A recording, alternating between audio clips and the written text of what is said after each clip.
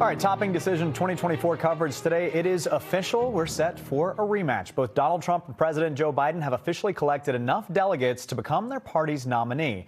But his delegate count isn't the only bit of positive news that Trump received earlier today. And for that, we have team coverage for you. NBC10 Boston political commentator Sue O'Connell. She has got some thoughts. Sue, we'll get to you in just a second. Let's begin with Priscilla Casper in studio for us and the news that was made today inside that Georgia courtroom. Priscilla? Colton, the judge presiding over the election interference case in Georgia, has dismissed some of the criminal counts against former President Donald Trump, but he still faces a number of criminal counts with his co-defendants. In a ruling this morning, the judge found 6 of the counts in the indictment lacked sufficient detail. Trump was indicted on 3 of the 6 counts that were dismissed. Now, what's important to note that one of those charges has to deal with the alleged action that set all of this into motion, the now infamous phone call Trump made to Georgia's Secretary of State Brad Raffensperger, imploring him to find enough votes to overturn Biden's 2020 election victory in Georgia. The charge related to that phone call has now gone away. The judge's ruling reads in part, quote, as written, these 6 counts contain all the essential elements of the crimes, but failed to allege sufficient detail regarding the nature of their commission, i.e. the underlying felony solicited. They do not give the defendants enough information to prepare their defenses intelligently, unquote. Now, to be clear, the former president still faces 10 charges in Georgia. Meanwhile, the DA's office is reviewing the ruling, and they could appeal this decision. JC, back to you. All right, let's bring in NBC 10 political commentator Sue O'Connell. Sue, it's barely mid-March and we already have our 2 major party candidates for president. And so that means we're in general election mode months before we typically are.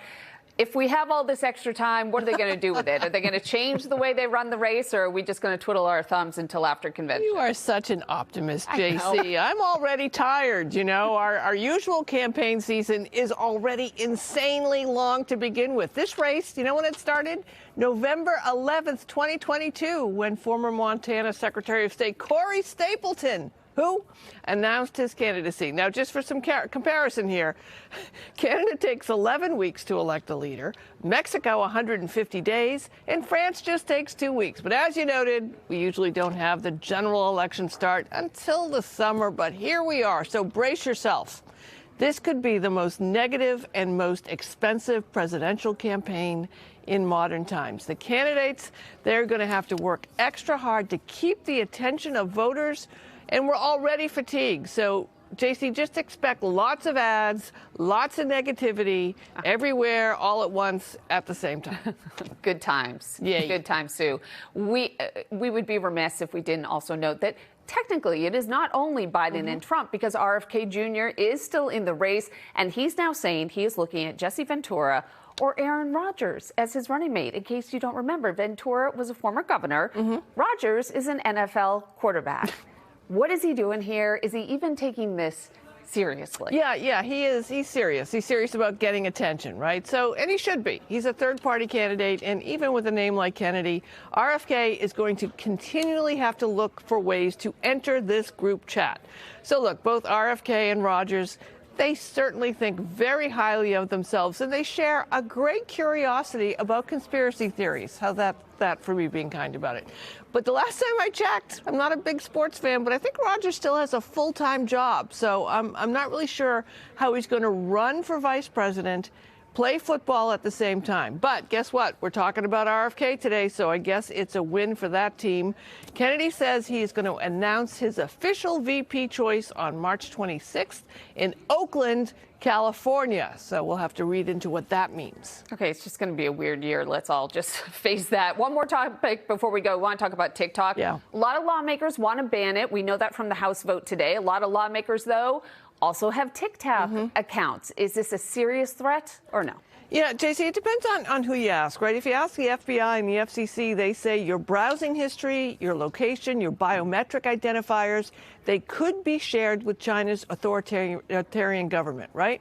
But others say, while that's worrisome, other tech companies like Meta and X data harvest and use your information too. So what's the big difference? Well, the difference is that China has a law that compels businesses operating in China to store that business's technological personal data on services located in China and turn over any bit of personal data relevant to China's national security.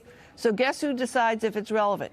China decides. So when you're using TikTok, you need to remember that your device identifiers, your IP address, your DMs, your search and browsing histories, they're not secret.